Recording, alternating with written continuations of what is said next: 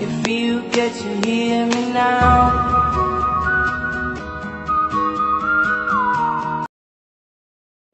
Paulo Bento, sou professor aqui da UFSB.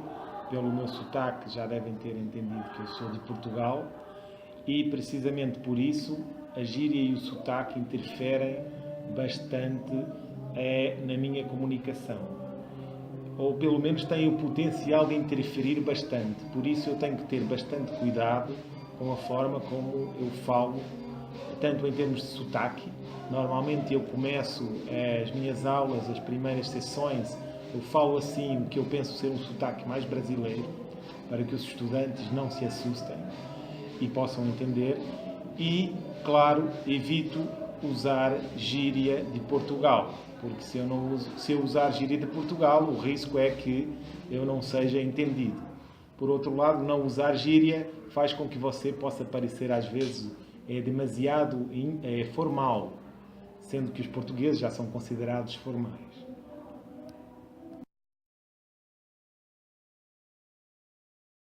Que eu tenha tido consciência, não. Nunca sofri nenhum preconceito por esses motivos.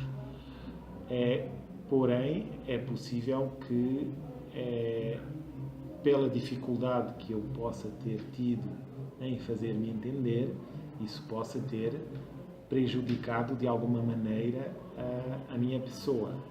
Mas certamente que não foi de uma forma grave e, mais uma vez, tanto quanto eu sei, não foi de forma intencional. Portanto, fica aí para pensar se poderá tratar-se de preconceito. Não havendo intenção de ser preconceituoso, poderá não haver preconceito, embora possa haver também situações em que nós, em geral, somos preconceituosos, mesmo sem dar conta.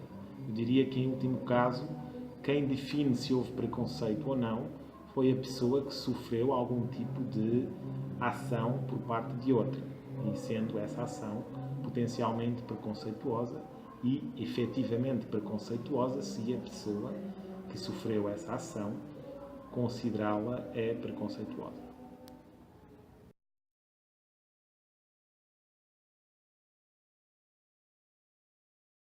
Em geral, eu não sinto que o português seja uma língua difícil, pelo menos para mim. Mas, claro, eu estou imerso na língua desde que nasci e, portanto, esse aprendizado terá sido bastante natural. Embora existe uma certa diferença entre o que é a língua falada e o que é a língua escrita. E eu creio que no Brasil essa diferença pode ser mais pronunciada. E pelo facto de haver essa diferença, é possível que no Brasil o português seja considerado mais difícil do que em Portugal. Se o português é difícil comparado com outras línguas, bom, eu sei, por exemplo, eu não falo chinês, ou o chamado mandarim, que é a língua mais falada na China, mas essa língua é uma língua tonal, ou seja, a mesma palavra dita de forma ligeiramente diferente já tem significados diferentes. Só isso imagino que torne o chinês, o mandarim, mais difícil que o português. Mas o português provavelmente é mais difícil que o espanhol, pela simples razão de que tem mais sons. Tem sons como a, e, o, que o espanhol não tem. O espanhol basicamente tem a, e, i, o, u, sons abertos, não é? Isso talvez faça o português, pelo menos comparado com o espanhol, mais difícil de aprender para um estrangeiro. Agora, mais uma vez, para os falantes em geral, pelo menos no que se refere à fala, eu creio que todas as línguas são fáceis. O difícil pode ser, no caso do português, dominar a norma escrita da língua portuguesa. Mas, assim como nós aprendemos o português falando e ouvindo, também podemos aprender muito facilmente a norma culta da língua portuguesa lendo. Lendo muito, assim como nós falamos muito, o ideal seria nós lermos muito. com esse português.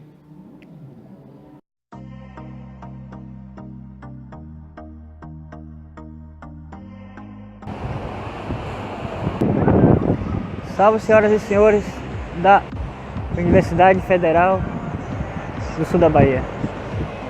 Aqui que fala é o Renato Garcia, direto de Portugal, Albufeira. Esta aqui é a praia de Sotelado. Como a gíria e o sotaque interferem na sua comunicação e dificuldade de entender. Muitas vezes temos alguma dificuldade de entender porque eles falam muito rápido e normalmente eles usam muitas gírias, assim como nós brasileiros usamos gírias em cada parte do nosso estado. Então, vou citar algumas delas aqui. Normalmente quando a gente quer falar para alguém coloca aí alguma coisa.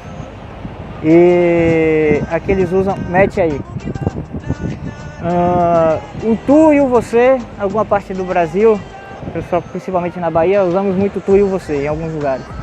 Então aqui para eles o tu é uma coisa que você fala para pessoas menores de idade. O você já é uma coisa mais formal.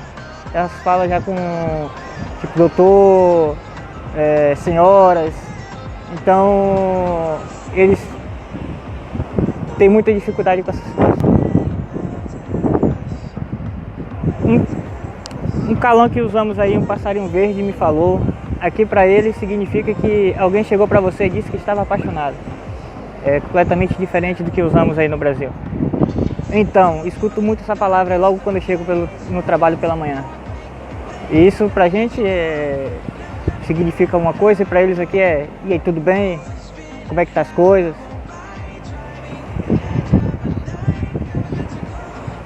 Outra é quando chegamos no trabalho, temos a mania de bater o ponto. Aqui para eles é picar o dedo. Agora uma que eu achei um pouco interessante, usamos aí no Brasil, vem aqui, faz favor. Aqui eles usam normalmente um anda cá. Isso às vezes a forma que eles falam até parece que é imperativa.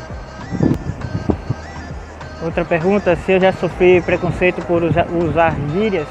Não. Um dos motivos é porque eles não entendem nossas gírias. Então, eu perco mais tempo explicando a gíria e o que significa para eles do que sofrer preconceito quando eu falo gírias. Normalmente eu falo gírias o dia quase todo no trabalho.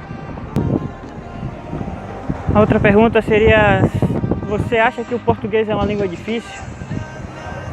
Bom, se estivermos falando do português de Portugal, eu acho uma língua mais simples. Eles não têm muitos tempos, que nem temos aí no Brasil. E já a brasileira eu tenho uma certa dificuldade, mas aqui eu não tenho dificuldade alguma com a língua deles. Só se eles começarem a falar rápido e aí tem algumas coisas que eu não entendo.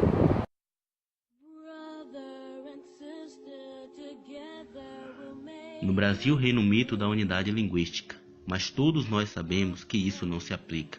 A diversidade cultural, política e regional não se assemelha tão pouco com o pequeno país Portugal. A língua portuguesa brasileira é bem treiteira. Não há só um português falado, não há só um português cantado. As variações são tantas, mas não se assuste, meus senhores. A língua esta é mansa. A língua portuguesa é bastante difundida, com seus traços, suas formas e também suas medidas. Cada região tem seu jeito de falar. Em Brasília diz casaco, na Bahia é o capote, mas também é diferente em Minas e no Pará. Português é muito difícil de entender, dizem por aí, mas não se pergunta o porquê de tanto mimimi. Cadê que não melhora o acesso à educação? Português não é difícil. Não é difícil não, mas eu sei que nome se dá a esse mimimi. É o complexo de vira-lata enraizado por aqui. Português é lindo de dizer, lindo de ouvir, lindo de aprender. Devemos ter orgulho de nossa brasilidade. A nossa língua é nossa verdade, cultural e regional. A nossa língua é realmente muito sensacional.